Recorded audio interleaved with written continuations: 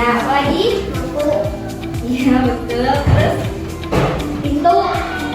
Boleh ya. Nah, seni rupa tiga dimensi adalah seni rupa yang memiliki tiga dimensi. Ya, seperti namanya memiliki tiga dimensi, yaitu memiliki panjang, lebar, dan juga tinggi. Nah, di sini Ibu punya satu contoh seni rupa tiga dimensi.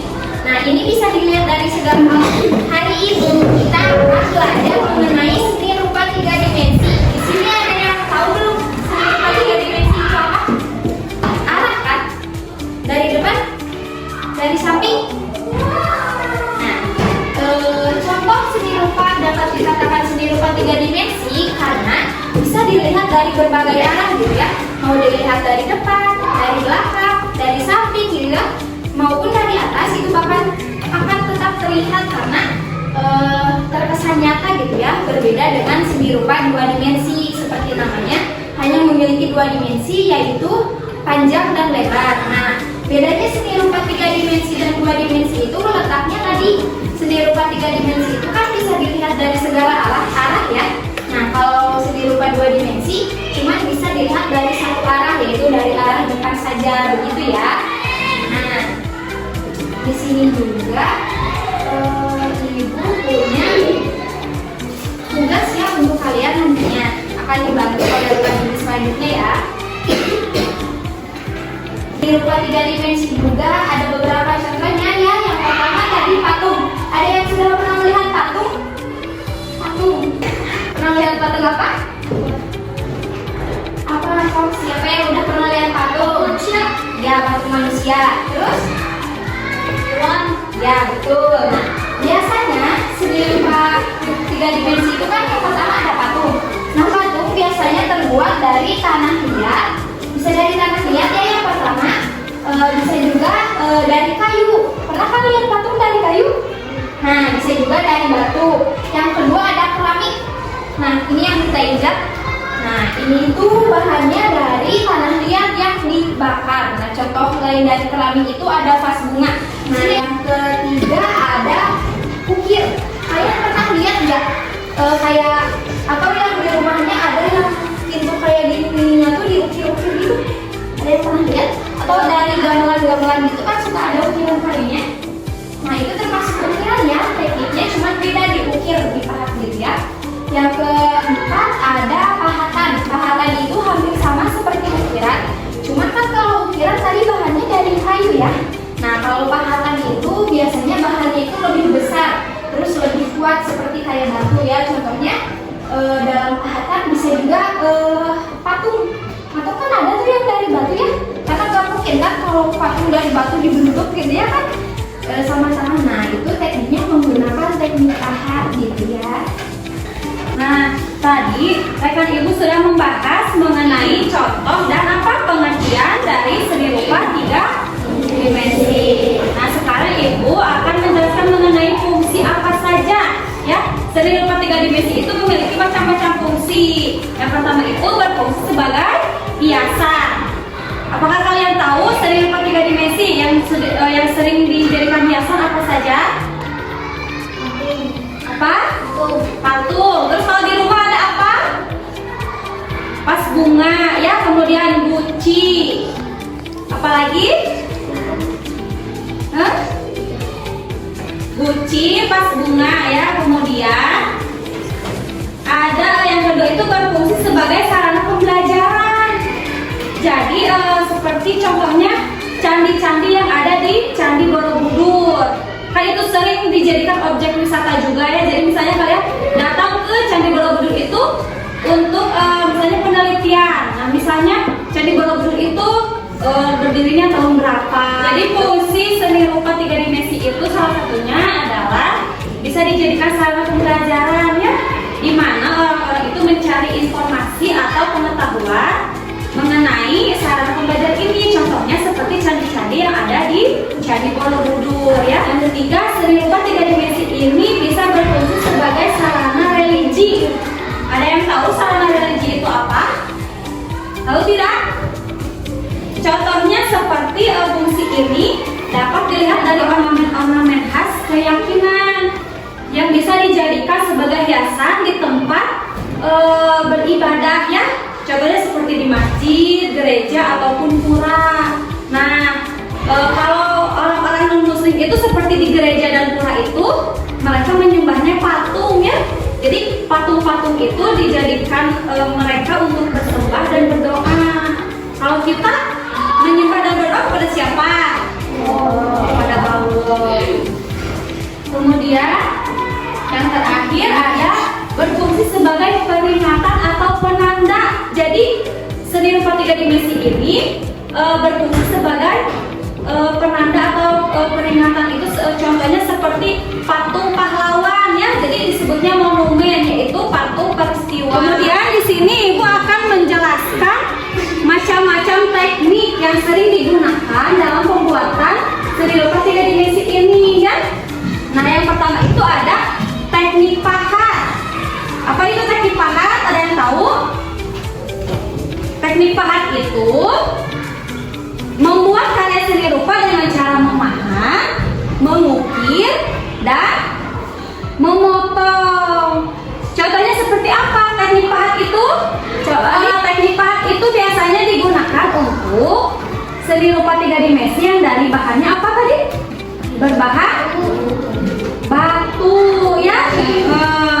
Ada juga bisa yang dari kayu dipahat. Contohnya apa? Kerajinan seni rupa 3 dimensi yang dari kayu yang dipahat apa? Wayang. Wayang golek ya, bukan wayang. Kemudian yang kedua ada teknik cor.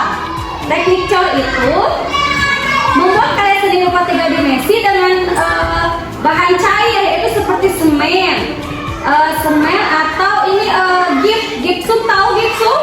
Yang suka dipakai buat hiasan di atas rumah, yang putih tahu? Nah, itu bisa dicairkan dulu, jadi nanti dimasukkan ke cetakan yang sudah dibuat.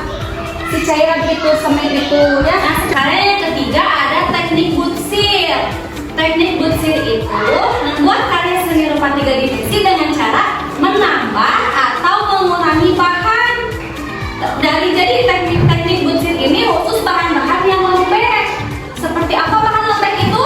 Seperti tanah liat, plastisin ya. Terus apa lagi? Jadi mengurangi atau menambah itu kan bahannya lembek, jadi kan bisa dikurangi, bisa ditambah ya, beda dengan bahan bakunya yang keras gitu ya. Kemudian di sini yang terakhir ada teknik merakit. Nah, teknik merakit itu membuat karya seni rupa utuh dengan menyambung potongan-potongan ya. Dengan menyambung potongan-potongan bahan tertentu. Teknik ini biasa diterapkan dalam pembuatan patung miniatur pesawat. Jadi kan pesawat itu belum utuh bentuknya, jadi masih bentuk kepingan-kepingan. Nah, disusun. Jadi itu kan disusun itu merakit ya. Kalau kita mah apa ya, benda di sekitar kita yang suka dirakit apa?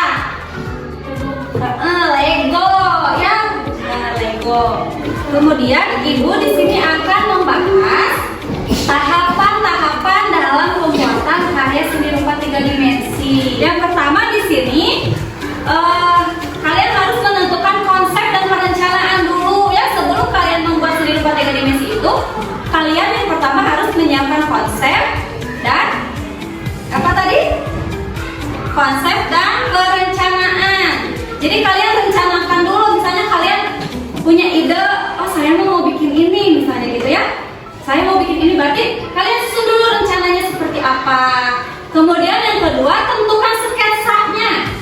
Misalnya, saya mau bikin patung bunga misalnya dari plastisin. Berarti kalian bikin dulu sketsanya dari buku ya. Gambar bunganya itu mau seperti apa, gambar dulu dari buku. Nah, baru kalian bentuk. Ya, kemudian baru kalau sudah sketsanya jadi, kalian bentuk itu si gambar itu sesuai sketsa yang telah dibikin. Nah, kemudian yang selanjutnya ada pengerjaan detail atau penyempurnaan. Jadi nanti setelah kalian membentuk bunga itu ya, tadi kan contohnya bunga ya.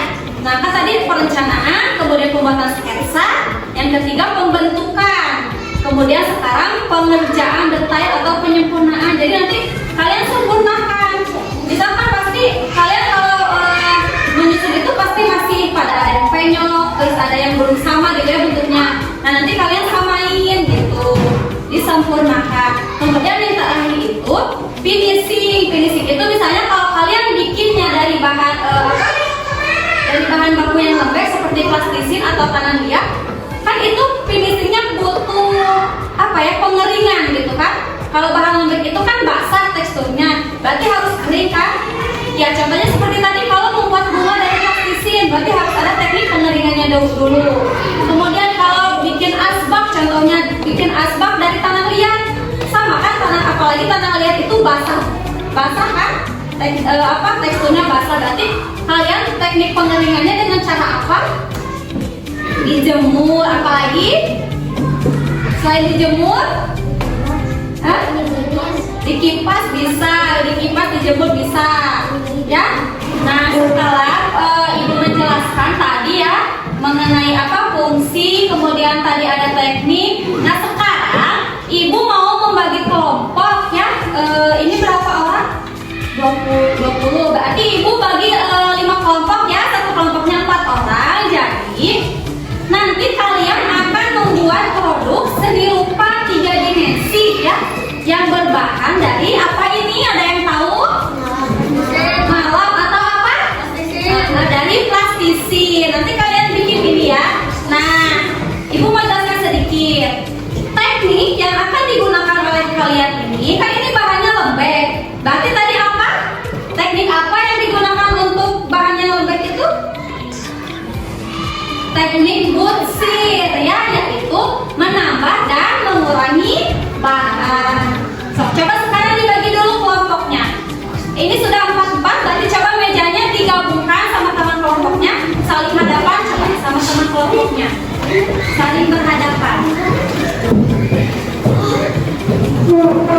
Nah, sebelum kita mulai, kita tepuk semangat dulu ya. Sudah siap? Ya. Tepuk semangat. Sudah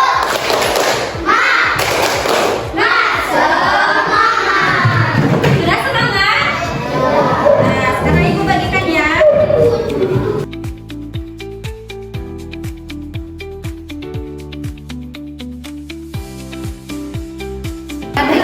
Ayo ini kelompok ini mau bikin apa?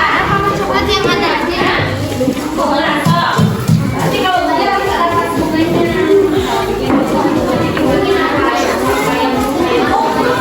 Nanti pakai ini, jadi nanti ini pakainya misalnya warna apa? Kalian balut ke sini, baru ini nanti simpan ini di pas bunganya. Nanti kan jadi apa? Jadi tegak ya. Jadi nanti pakainya tegak, nggak melewat.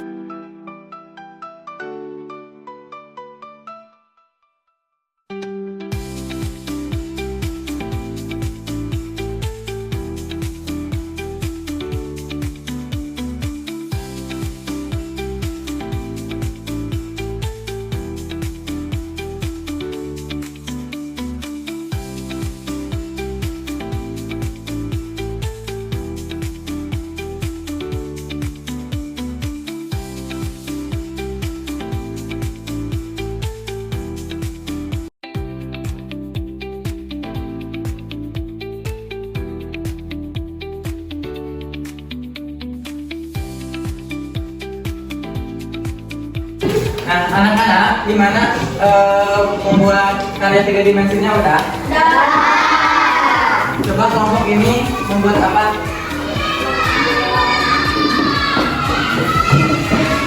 Coba membuat apa aja? Ini apa? Ini apa?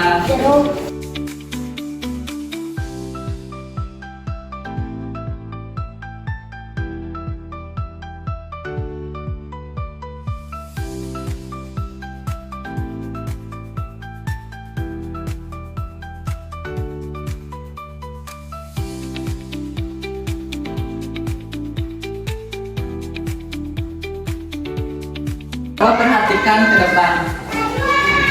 Nah, di sini ada contoh karya 3 dimensi dari plastisin yang dihasilkan oleh teman-teman kalian. Nah, ini dibuat oleh kelompok yang sebelah sini. Beri tepuk tangan dong. Nah, coba di sini Bapak mau bertanya ya. Kalian kan sudah membuat karya 3 dimensi dari plastisin, berarti ini menggunakan teknik apa? Ada yang masih ingat? Teknik apa? Coba Ada yang masih ingat? Nanti Bapak kasih hadiah ya, yang tahu. Teknik apa? Butsir ya. Nah benar ya, tadi kalian membuat karya 3 dimensi ini menggunakan teknik butsir yang dimana bahannya itu dari plastisin. Anak-anak, jadi dapat disimpulkan bahwa seni rupa 3 dimensi ini merupakan seni yang memiliki 3 aspek, yaitu memiliki ruang yang panjang, lebar, tinggi, sehingga karya 3 dimensi ini bisa dilihat dari berbagai sudut, bisa dari depan, belakang, pinggir, dari atas.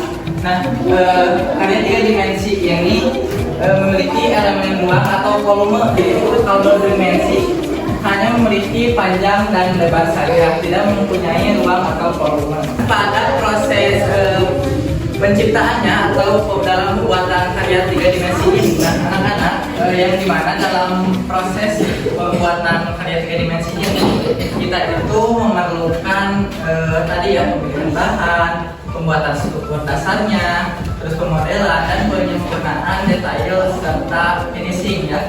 Pada setiap tahap ini berperan penting untuk menghasilkan karya yang estetik dan fungsional. Seperti tadi ya, kalau fungsional itu kayak membuat mangkuk itu kan bisa buat bakso, mie ya. Dan kalau untuk bunga bisa dijadikan pajangan, yaitu estetika.